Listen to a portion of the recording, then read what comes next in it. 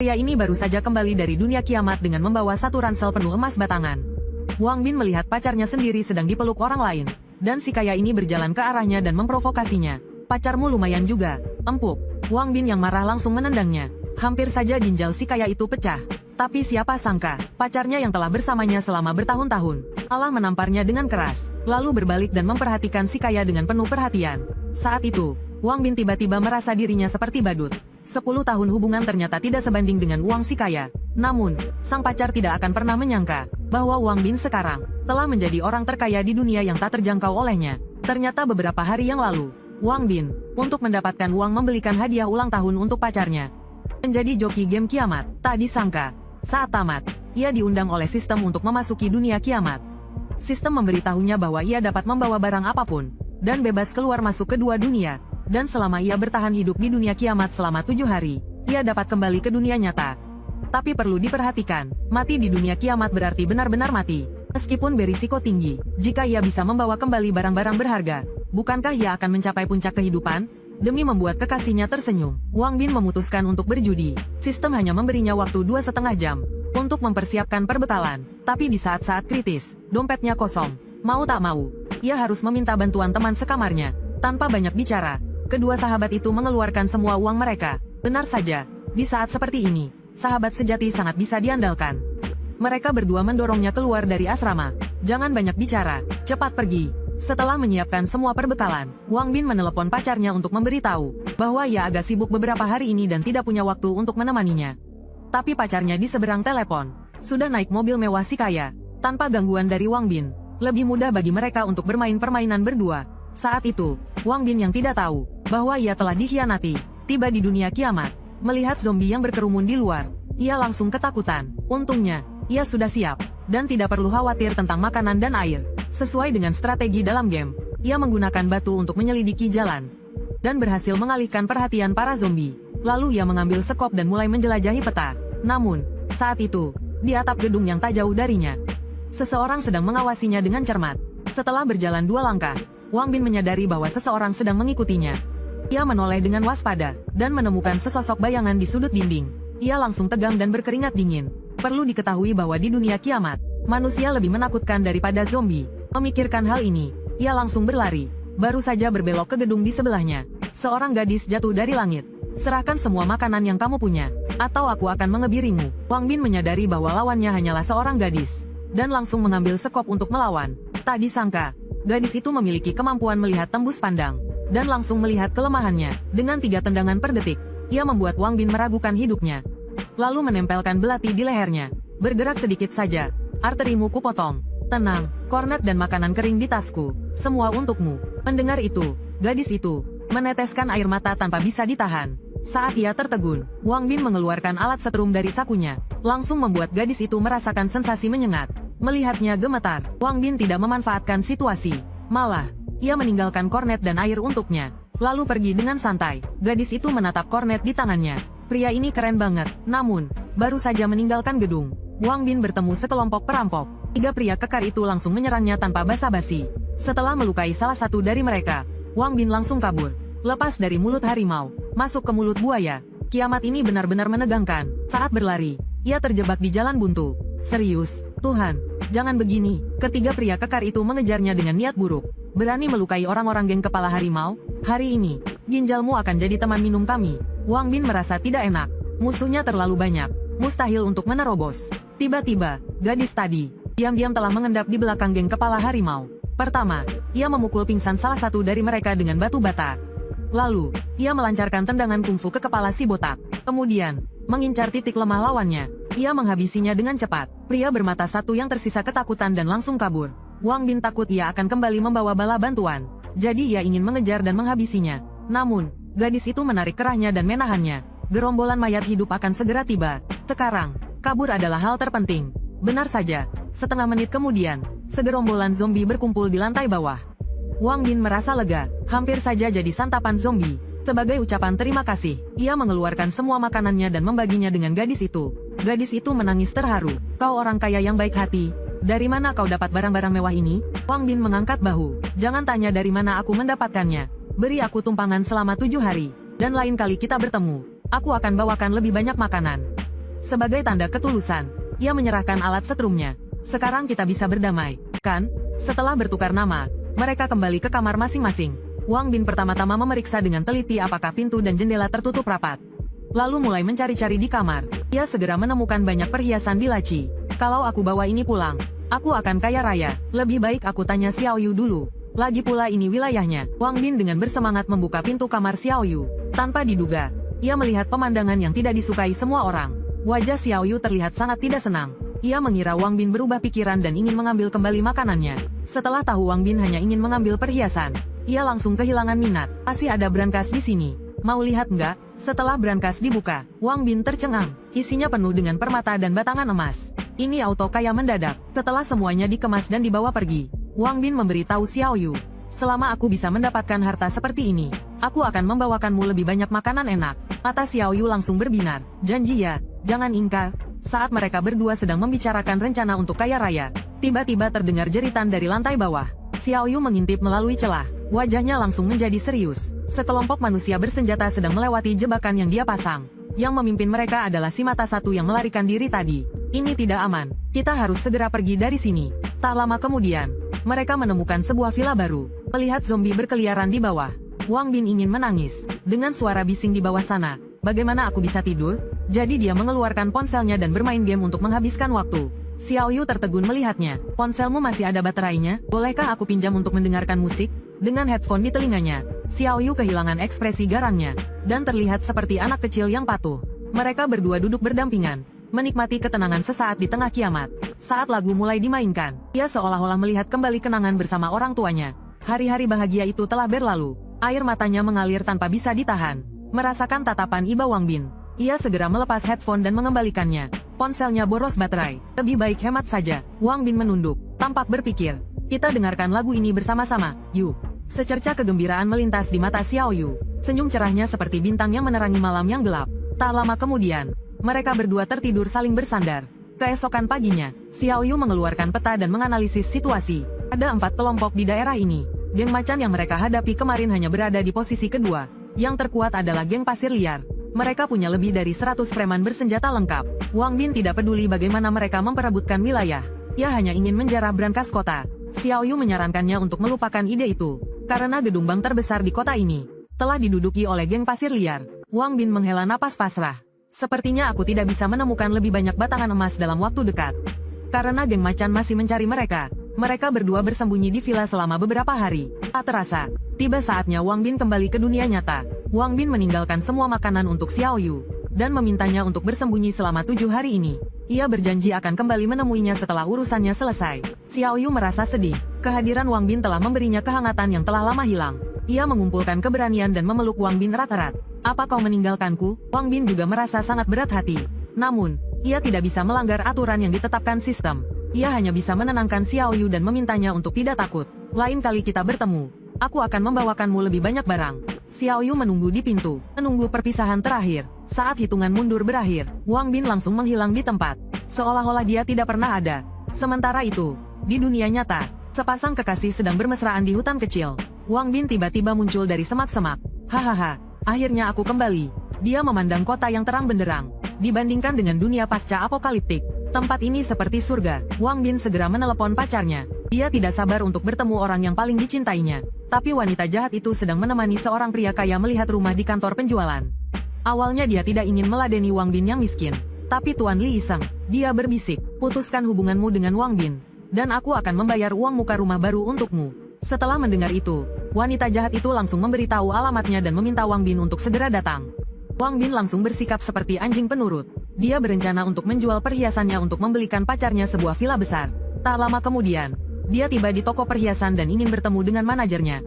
Pramusaji melihat penampilannya yang lusuh dan menyuruhnya pergi. Wang Bin langsung mengeluarkan sebuah batu permata. Bisakah kau mengambil keputusan untuk menjual barang ini? Pramusaji mengambil batu permata itu dengan tatapan meremehkan.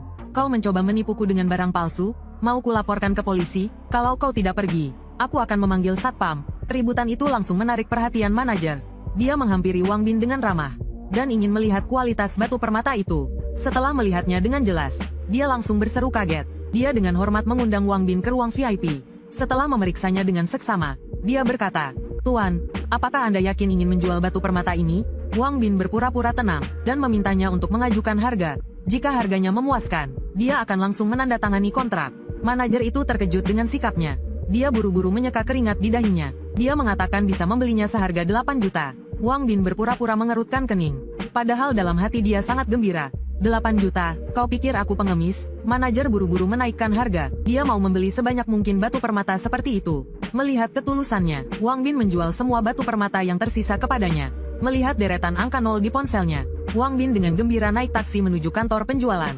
Tapi saat dia masuk, dia melihat pacarnya bersandar di pelukan pria lain. Dia tertegun, pacarnya menamparnya, menyadarkannya sepenuhnya. Hubungan 10 tahun kalah dengan sebuah rumah. Pramusaji memanggil satpam untuk mengusir si miskin yang membuat keributan itu. Wajah Wang Bin menjadi dingin. Beginikah caramu memperlakukan tamu? Wanita itu mengejek. Rumah termurah di sini berharga 5 juta. Orang miskin sepertimu jangan coba-coba. Wang Bin tertawa mendengarnya. 5 juta apaan? Setidaknya rumah mewah 20 juta baru cocok untukku. Saat mereka bersih tegang, Li, si anak orang kaya, sudah sadar kembali. Dia langsung ingin membalas dendam. Wang Bin langsung mengeluarkan sebuah batu bata emas dan mengempaskannya ke mulut Li. Membuat dua giginya copot. Berisik sekali. Lalu dia menunjukkan saldo rekening banknya. Cukupkah uang ini untuk membeli properti kalian? Melihat itu, manajer langsung berubah sikap. Kalian bertiga, segera merangkak berkeliling aula ini 3 kali. Kalau tidak, angkat kaki dari sini. Kemudian, ia mengejar Wang Bin dengan penuh hormat. Apakah Anda puas dengan hasilnya, Tuan? Begitulah Wang Bin akhirnya tinggal di sebuah villa seharga 30 juta. Dia berbohong dan mengatakan bahwa dia memenangkan lotre. Dia memberi masing-masing dari 2 sahabatnya 1 juta. Sisa uangnya dia bawa pulang untuk diberikan kepada orang tuanya. Malam harinya, dia pergi ke rumah pamannya sambil membawa sebotol moutai. Waktunya untuk kembali ke dunia pasca apokaliptik hampir tiba. Dia beralasan ingin berburu. Dia ingin membawa senapan angin untuk perlindungan. Pamannya khawatir dia akan berada dalam bahaya di alam liar. Dia juga memberinya sebotol obat bius untuk berjaga-jaga. Tak lama kemudian, hari untuk kembali pun tiba. Kali ini, dia lebih siap. Saat hitungan mundur berakhir, sistem secara otomatis memulai teleportasi. Dia kembali ke ruangan yang familiar. Dia bertekad untuk melakukan sesuatu yang besar. Xiao Yu, aku kembali. Mata gadis itu berkaca-kaca. Dia memeluknya dengan penuh haru dan menangis terseduh-seduh. Syukurlah, Kap Wang, aku hampir tidak bisa bertemu denganmu lagi. Ternyata, tak lama setelah Wang Bin kembali ke dunia nyata, geng macan telah mengirim banyak anak buah untuk mencari mereka berdua. Xiao Yu terjebak dalam penyergapan. Dia berhasil melarikan diri meski terluka. Setelah mengetahui kejadian tersebut, Wang Bin memeluk dan menghiburnya. Berani menyentuh orangku, kalian mati. Dia langsung memutuskan untuk menghancurkan geng macan demi Xiao Yu. Karena di dunia kiamat sumber daya sangat kurang. Pertarungan di antara 4 geng besar masih mengandalkan senjata dingin. Namun, senapan angin yang disiapkan Wang Bin cukup untuk membuat mereka mendominasi dunia kiamat. Tapi Xiao Yu tetap merasa khawatir. Karena bagaimanapun lawan mereka sangat banyak. Sedangkan mereka hanya berdua. Namun Wang Bin sama sekali tidak panik. Kali ini, dia juga membawa sejumlah dinamit. Saat ini, dari 4 geng besar, hanya geng beruang yang memiliki bahan peledak. Selama kita meledakkan gudang geng macan, pasti mereka akan saling menyerang. Saat itu, kita bisa memanfaatkan situasi. Setelah rencana serangan ditentukan, pada malam hari, mereka berdua diam-diam menyelinap ke markas geng macan.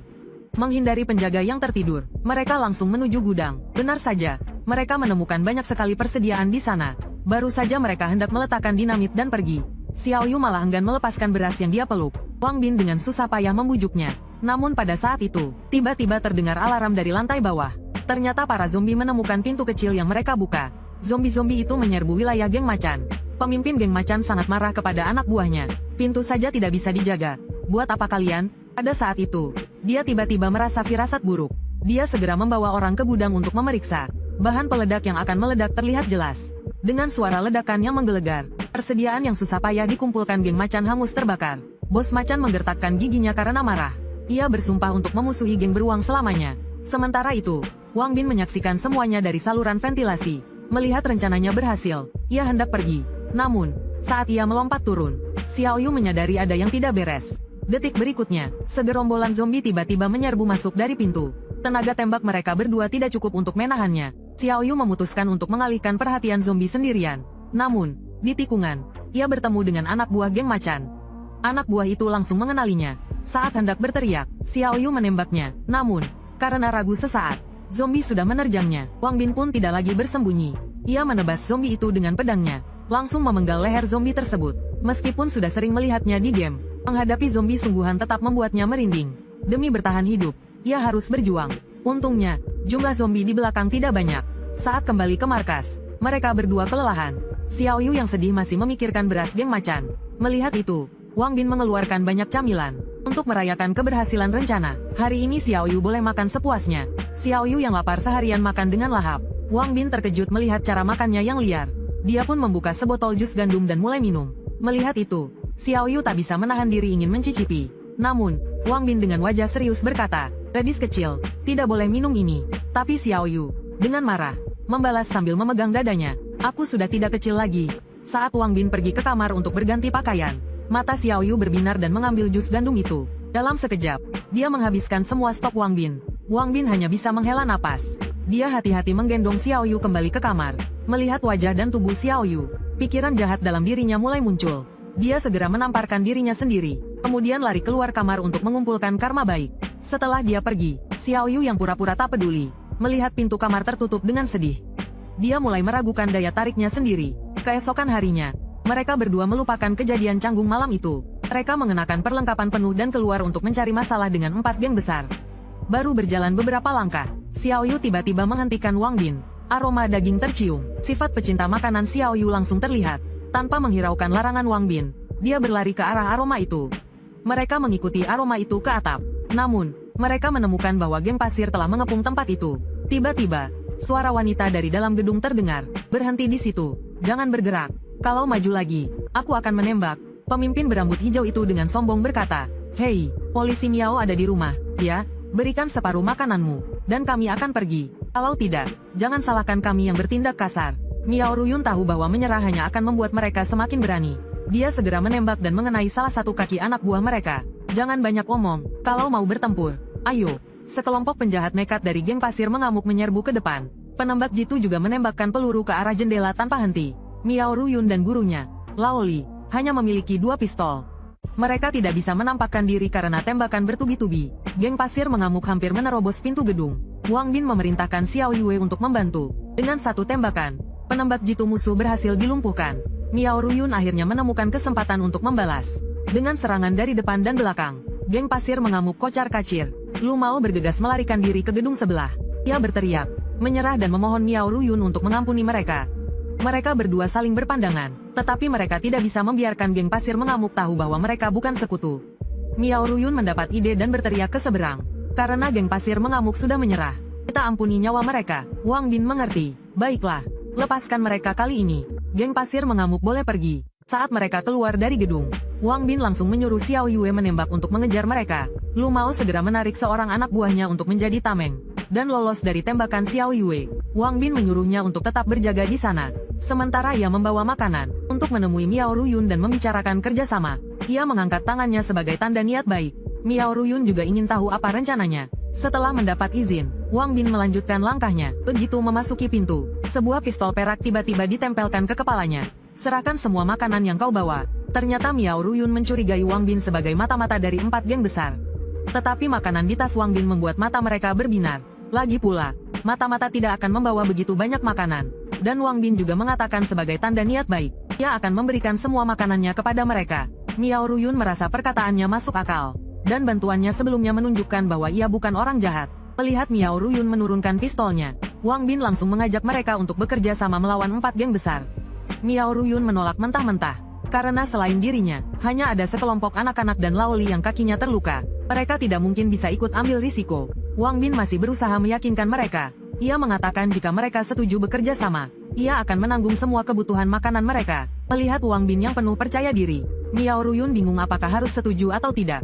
Saat itu, anak-anak angkat bicara. Hampir semua yang bertahan di akhir zaman ini memiliki dendam mendalam terhadap 4 geng besar. Mereka tidak ingin melewatkan kesempatan untuk balas dendam. Miao Ruyun terpaksa setuju untuk bergabung. Tetapi ia membuat perjanjian dengan Wang Bin, bahwa hanya dirinya yang akan benar-benar bekerja sama. Kecuali dalam keadaan darurat, anak-anak ini tidak boleh dilibatkan dalam bahaya. Mendapatkan rekan setim yang dapat diandalkan seperti Miao Ruyun, Wang Bin sangat gembira. Kemudian ia membawa rombongan itu kembali ke markas. Ia langsung mengeluarkan banyak makanan ringan untuk dibagikan kepada anak-anak. Sementara Xiao Yue membawa senjata rampasan dari geng pasir mengamuk. Miao Ruyun menyadari bahwa mereka hanya berdua. Ia tiba-tiba merasa tertipu. Baru saja ingin meminta bantuan pada guru. Ia mendapati Lao Liu sedang memegang sebotol jus gandum dan bersendawa dengan puas. Miao Ruyun merasa sedikit sayang. Kalau benda ini dibawa keluar, setidaknya bisa ditukar dengan 3 butir peluru. Namun saat itu, Wang Bin dengan murah hati memberinya sekaleng. Miao Ruyun terkejut, dan memiliki pandangan baru tentang kekuatan Wang Bin. Barang berharga seperti itu diberikan begitu saja. Sungguh kaya raya. Setelah menenggaknya, ia berteriak. Perasaan yang sudah lama hilang ini sungguh luar biasa. Saat itu juga, tiba-tiba terdengar ledakan dahsyat dari luar. Sepertinya geng kepala harimau dan geng beruang raksasa sudah benar-benar bermusuhan. Tugas mereka selanjutnya adalah menyeret geng pasir mengamuk dan geng elang terbang ke dalam pertempuran. Ketiganya langsung bertindak dan pergi ke sarang geng pasir mengamuk. Namun, penjagaan di sana sangat ketat, sulit untuk didekati. Setelah mengamati dari kejauhan, Wang Bin menemukan bahwa kebanyakan dari mereka menggunakan senjata tajam. Lebih baik habisi dulu semua yang membawa senjata api. Peluru kedua gadis itu tidak meleset, menghilangkan banyak anak buah yang bersenjata. Melihat tujuannya tercapai, Wang Bin segera menarik mereka untuk mundur. Melihat saudara-saudaranya yang baru saja minum dan makan bersama menjadi mayat, bos geng pasir mengamuk, Jin Mao, sangat marah. Sekarang geng kepala harimau dan geng beruang raksasa sedang bertarung sengit.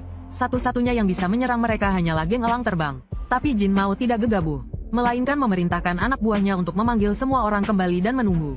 Saat itu, bos geng elang terbang, Fei Ge, masih bermain mahjong. Ketika anak buahnya tiba-tiba melaporkan bahwa pos jaga mereka terbakar, ternyata Wang Bin dan kedua gadis itu menduga Jin Mao mungkin akan menahan diri. Jadi mereka sengaja membakar geng elang terbang. Dalam semalam, kota dipenuhi asap dan api. Wang Bin membawa Xiao Yue untuk mengintai musuh, dan menemukan keempat geng besar keluar semua. Jelas ingin bertarung sampai mati. Maka ketiganya bertindak lagi. Kali ini targetnya adalah gedung markas geng pasir mengamuk. Namun, gedung yang kehilangan penjagaannya, tiba-tiba dipenuhi banyak zombie. Wang Bin tidak ingin membawa mereka berpetualang, dan ragu-ragu untuk mundur. Namun, kedua gadis itu merasa ini adalah kesempatan yang tak boleh dilewatkan. Dan masing-masing mengeluarkan senjata mereka untuk menunjukkan sikap mereka. Setelah pertempuran sengit, ketiganya akhirnya sampai di brankas. Wang Bin tidak bisa menyembunyikan kegembiraannya melihat tumpukan emas yang menggunung. Karena sistem yang ia dapatkan hanya bisa ditingkatkan dengan emas. Tidak hanya bisa membuka ruang sistem, tetapi juga bisa mendapatkan berbagai keterampilan melalui undian. Total 40 ton emas. Lebih dari setengahnya digunakan untuk upgrade. Meskipun ruang sistem telah dibuka, kekuatannya masih lemah. Sebagai seorang pria, ia tidak bisa terus dilindungi oleh dua gadis. Maka ia memutuskan untuk mengundi dan meningkatkan kekuatannya. Satu kali undian hanya menghabiskan 100 kati. Aku tidak peduli. Namun, melihat teknik super yang hampir ia dapatkan berubah menjadi poin atribut, Wang Bin baru tahu betapa buruk keberuntungannya. Setelah mengundi 200 kali dan hanya mendapatkan terima kasih, akhirnya ia mendapatkan buku keterampilan. Mendapatkan keterampilan keahlian menembak dan telapak fajra. Akhirnya aku bisa melindungi diriku sendiri di dunia kiamat ini. Tapi waktunya kembali ke dunia nyata hampir tiba. Sebelum pergi, dia berencana untuk membuat masalah bagi keempat geng itu. Jadi dia mengajak kedua gadis itu untuk meninggalkan tempat berbahaya ini. Miao Ruyun menyarankan untuk tidak pergi dengan tangan kosong. Mereka harus membakar tempat ini sebelum pergi. Namun, Wang Bin menolak ide itu. Dia memutuskan untuk membantu geng elang terbang yang paling lemah. Saat ini, geng pasir mengamuk telah mencapai markas geng elang terbang. Mereka tidak hanya membawa peralatan pengepungan, tetapi juga mengeluarkan senapan mesin berat. Mereka menembaki gedung itu. Geng elang terbang hampir kalah. Menyerah hanyalah masalah waktu. Tiba-tiba, sebuah roket ditembakkan dari atap gedung yang jauh. Ledakan itu membuat geng pasir mengamuk berantakan. Si rambut pirang ketakutan setengah mati. Musuh bahkan punya peluncur roket. Percuma saja bertarung. Wang Bin puas melihat mereka melarikan diri dengan panik. Sepertinya setelah pertempuran ini, keempat geng itu tidak akan mengganggu Xiao Yu dan yang lainnya untuk sementara waktu. Di pesta perayaan, Wang Bin mengumumkan bahwa dia mungkin akan pergi selama 7 hari. Saat dia kembali, dia akan membawa lebih banyak makanan. Mata anak-anak berbinar mendengarnya. Mereka membayangkan kehidupan bahagia di masa depan. Tak lama kemudian, Wang Bin kembali ke dunia nyata. Karena setiap hari di dunia kiamat penuh dengan ketakutan, Wang Bin, yang kini bermandikan sinar matahari, merasa seperti hujan di musim kemarau. Dia segera mengajak kedua sahabatnya keluar untuk makan. Hidup di dunia nyata sungguh bahagia. Kedua temannya melihat Wang Bin makan dengan lahap, dan bertanya-tanya apakah dia kehilangan akal sehatnya setelah putus cinta. Setelah kenyang, Wang Bin langsung ke intinya. Dia kembali untuk mencapai puncak kehidupan di dunia nyata. Jadi dia mengajak teman-temannya untuk membuka toko perhiasan. Dia dengan murah hati menginvestasikan 20 juta dan 4 ton emas. Kedua temannya mengira dia berbohong. Tetapi ketika mereka melihat villa mewah dan meja penuh emas, mereka langsung menjilatnya. Mereka berebut untuk melahirkan anaknya. Tiba-tiba, Wang Bin menerima telepon dari mantan pacarnya, yang mengajaknya bertemu untuk mengakhiri hubungan mereka. Wang Bin ingin berpisah secara baik-baik, jadi dia pergi sendirian ke tempat pertemuan. Tanpa diduga, sekelompok pria kekar tiba-tiba muncul dan mengepungnya. Pria berkacamata hitam yang memimpin adalah Dongge dari geng Harimau Hitam. Dia memerintahkan Wang Bin untuk berlutut dan meminta maaf kepada Tuan Muda Li. Jika tidak, dia akan mematahkan kakinya. Wang Bin mengatakan tempat itu terlalu sempit. Lalu dia membawa mereka ke hutan kecil. Tapi Dongge tiba-tiba berubah pikiran. Dia ingin menghajarnya sebelum membawanya ke Tuan Muda Li. Sekelompok anak buahnya menyerbu dengan senjata. Wang Bin hanya tersenyum sinis. Telapak Fajra yang kuat keluar dari tubuhnya. Dia akan menguji kekuatannya yang telah ditingkatkan pada mereka. Dia melancarkan satu pukulan penuh kekuatan. Dada si rambut kuning penyok. Dia langsung terlempar 100 meter. Namun, musuh lebih banyak dan tidak bermain sportif. Mereka menyerangnya dari belakang dan melukai punggungnya sepanjang 5 meter. Dongge melihat anak buahnya belum berhasil menangkapnya. Jadi dia memutuskan untuk turun tangan sendiri. Rahangnya jatuh melihat Wang Bin menangkap pisau dengan tangan kosong. Kau pikir aku kucing sakit kalau aku tak menunjukkan taringku?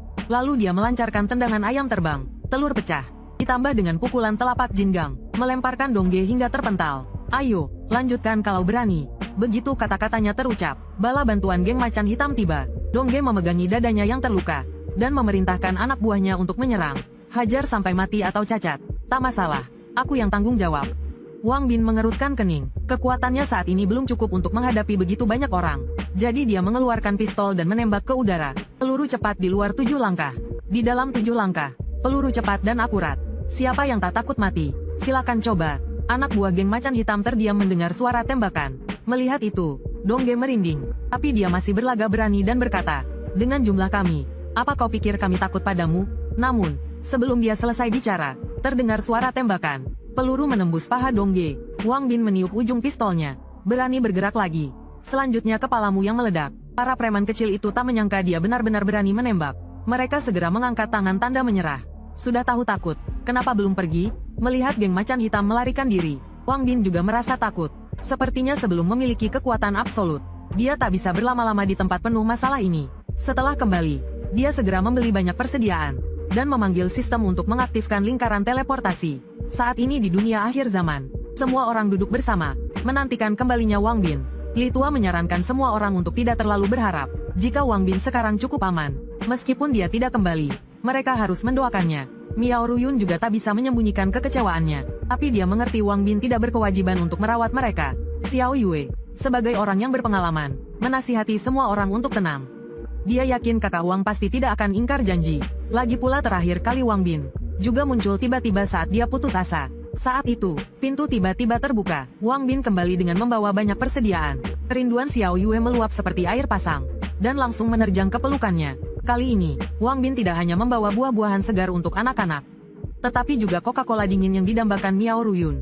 Kedua wanita cantik itu tak sabar membuka tutup botolnya. Kebahagiaan sederhana ini membuat mereka melompat kegirangan.